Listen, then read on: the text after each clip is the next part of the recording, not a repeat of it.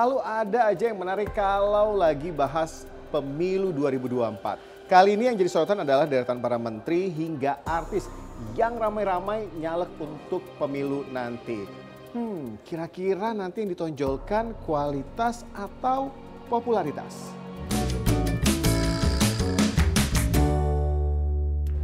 Nah, kontestasi untuk bacalek dalam pemilu 2024 nanti lagi-lagi akan diramaikan oleh artis tanah air. Ada wajah lama, tapi banyak wajah baru. Misalnya bacalek artis dari PAN, kemudian Nasdem, Gerindra, hingga PDIP yang memiliki bacalek dari kalangan artis. Banyak sih yang bertanya-tanya bagaimana dengan kualitas bacalek dari kalangan artis itu. Apakah benar-benar merupakan kader yang berkualitas atau justru hanya mengedepankan popularitasnya? Kalau menurut kamu gimana? Ya, selagi dia itu menjalankan sesuai dengan yang diberi amanah ke dia ya. Cuma kan sekarang juga banyak yang artis mungkin memanfaatkan kondisi dia dengan dia terkenal, itu memanfaatkan diri dia untuk menjadi anggota DPR gitu. Sebenarnya sih kalau mereka punya kualifikasi sih nggak apa-apa ya, tapi yang aku lihat ini tren-trennya memang saat ini mereka tuh ya cuman karena aji mumpung punya nama aja sih. Lebih menjelaskan visi misinya lebih relevan lagi, lebih benar-benar konkret yang benar-benar bisa masyarakat butuhkan untuk bisa membangun masyarakat sendiri. Sebenarnya ini bukan hal yang baru. Kalau kita lihat di pemilu 2019 ada banyak artis juga yang ikutan nyalek.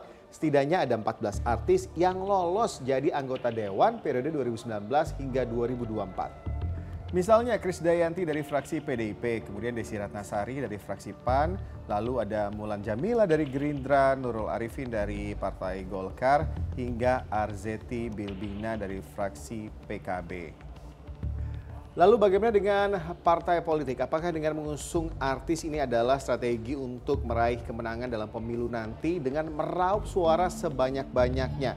Dan bagaimana pula dengan kinerja para artis yang saat ini duduk menjadi anggota dewan?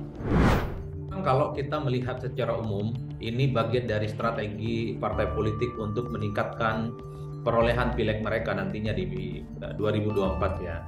Karena ada satu keyakinan bahwa artis itu punya modal sosial, modal politik yang kemudian bisa dikapitalisasi untuk mendapatkan satu kursi di daerah pemilihan tertentu.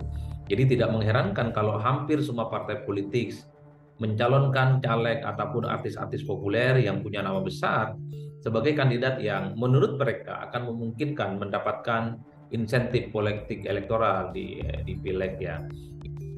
Karena pada prinsipnya soal apakah punya kinerja bagus ataupun tidak bagus, ini kan sangat tergantung bagaimana sang artis yang kemudian terpilih menjadi anggota dewan ditempatkan dalam posisi-posisi strategis ataupun tidak. Karena banyak anggota dewan yang dari kalangan artis tidak mendapatkan posisi strategis di dewan. Jadi untuk bicara sekalipun di rapat-rapat dewan itu tidak bisa. Di rapat-rapat paripurna pun juga mereka tidak bisa. Mereka tidak bisa show off, mereka bisa tidak perform.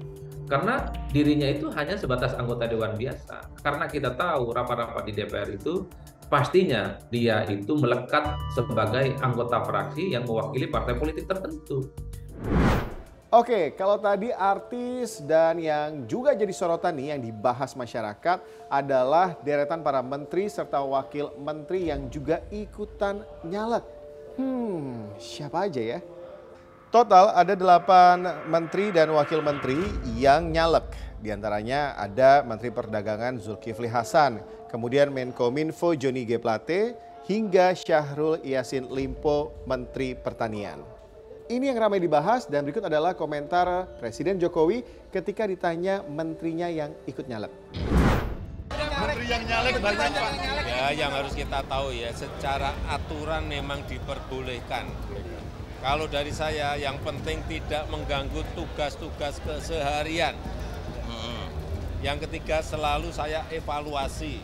Kalau memang mengganggu, kerjanya terganggu ya ganti bisa. Itu aja. Ya, meski sudah diingatkan oleh Presiden Jokowi, tapi apa dampaknya jika para menteri dan wakil menteri ini malah sibuk nyalek? tentu saja waktu yang disediakan ya, sehingga akan terpecah apakah urusan menjadi caleg atau menjadi menteri atau wamen begitu. Sehingga kalau waktu yang seharusnya waktu kerja ya Senin sampai Jumat itu kemudian dipergunakan untuk mencari popularitas, mencari suara di dapil, maka tentu saja tugas-tugas menteri atau wamen akan sangat terganggu. Saya kira ini yang menjadi problem. Yang ketiga yang dikhawatirkan tentu saja penyalahgunaan ya. Menteri atau wamen tentu saja memiliki pengaruh dalam program dan kegiatan. Yang dikhawatirkan ya, kita mudah-mudahan tidak terjadi. Yang dikhawatirkan adalah dengan posisi yang strategis itu bisa mempengaruhi alokasi anggaran yang cenderung untuk wilayah dapil di mana menteri atau wamen nanti akan dicalonkan. Yang paling top adalah mereka harus memilih salah satu.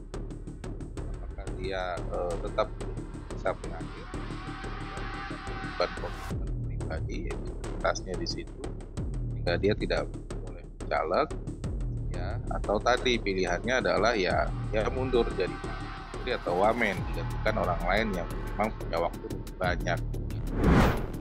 Sebenarnya di luar siapapun yang nyalek, mau itu deretan menteri ataupun juga artis-artis tanah air, yang menjadi harapan masyarakat adalah siapapun yang terpilih nantinya menjadi anggota dewan benar-benar bisa menjadi perwakilan rakyat. Sesuai namanya, DPR, Dewan Perwakilan Rakyat. Dan ingat, dalam survei terakhir tingkat kepuasan masyarakat terhadap kinerja anggota dewan masih belum tinggi. Ini yang juga jadi perhatian. Gimana?